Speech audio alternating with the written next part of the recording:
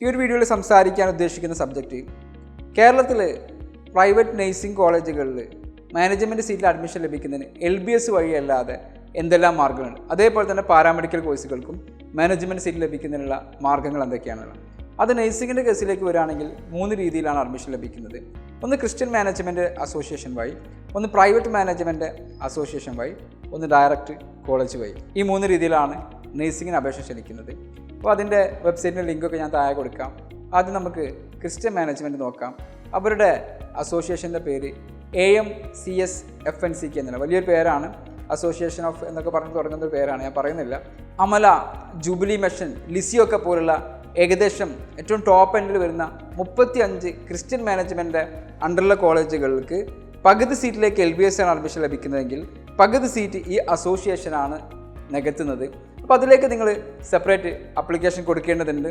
ഇന്ന് ജൂലൈ 30, 2024 വരെ അവരുടെ വെബ്സൈറ്റ് ഞാൻ ചെക്ക് ചെയ്യുന്ന സമയത്ത് അപ്ലിക്കേഷൻ ഓപ്പൺ അല്ല.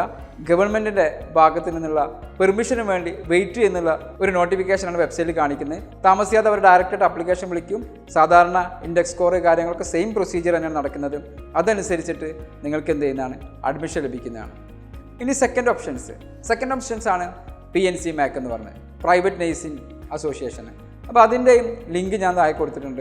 ഇവിടെയും അൽഷിഫ പോലെയുള്ള, മൗലാനയൊക്കെ പോലെയുള്ള പ്രശസ്തമായിട്ടുള്ള കോളേജുകളിലേക്ക് കാസർഗോഡ് മുതൽ ട്രിവാൻഡ്രം വരെയുള്ള എല്ലാ ജില്ലകളിലെയും കോളേജുകൾ ഇതിൽ ഇൻക്ലൂഡഡ് ആണ്. ഈ കോളേജുകൾ, ഈ ഒരു അസോസിയേഷനിൽ മെമ്പർഷിപ്പ് എടുത്തിരിക്കുന്ന കോളേജുകൾക്കൊക്കെ ഇതുവഴിയാണ് അഡ്മിഷൻ ലഭിക്കുന്നത്. ഇതിനും സെപ്പറേറ്റ് അപ്ലിക്കേഷൻ കൊടുക്കേണ്ടതുണ്ട്. ആ അപ്ലിക്കേഷനും ഇതുവരെ ഓപ്പൺ ആയിട്ടില്ല. പിന്നെ ബാക്കി വരുന്ന കോളേജുകളിലേക്ക്, ചില കോളേജുകളിലേക്കൊക്കെ വിംസൊക്കെ പോലുള്ള കോളേജുകൾക്ക് ഞാൻ മനസ്സിലാക്കുന്നത് ഡയറക്റ്റ് ആയിട്ടുള്ള അപേക്ഷ കൊടുക്കലാണ്. അപ്പോൾ ഈ ഒരു ലിസ്റ്റിൽ ഇല്ലാത്ത കോളേജുകൾ ഈ ക്രിസ്ത്യൻ മാനേജ്മെൻറ്റ് ലിസ്റ്റിലും കാണുന്നില്ല, ഈ പ്രൈവറ്റ് മാനേജ്മെൻറ്റ് ലിസ്റ്റിലും കാണുന്നില്ല. ബാക്കി കോളേജുകളിലേക്ക് ഡയറക്റ്റ് ആയിരിക്കും അപ്ലിക്കേഷൻ. അപ്പോൾ ഏതൊക്കെയാണ് ഈ ബാക്കി കോളേജുകളെന്ന് ചെക്ക് ചെയ്യാൻ നിങ്ങൾ ചെയ്യേണ്ടത്, പ്രോസ്പെക്ട്സ് ഡൗൺലോഡ് ചെയ്യാം.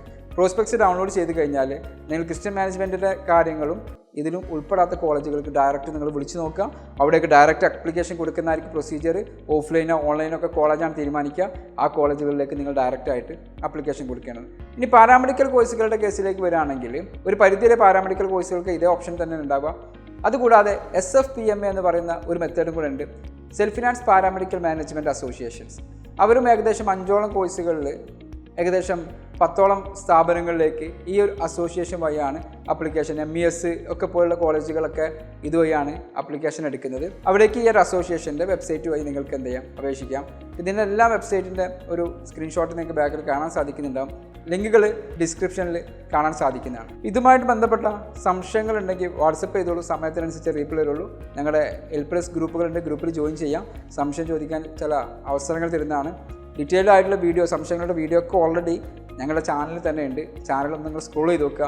നിങ്ങളുടെ ഡൗട്ട്സൊക്കെ ക്ലിയർ ചെയ്യുന്ന, കുട്ടികൾ ചോദിക്കുന്ന ഡൗട്ട്സുകളൊക്കെ പലതും വീഡിയോ ആയിട്ട് ഞാൻ പോസ്റ്റ് ചെയ്തിട്ടുണ്ട്. Thank you for watching.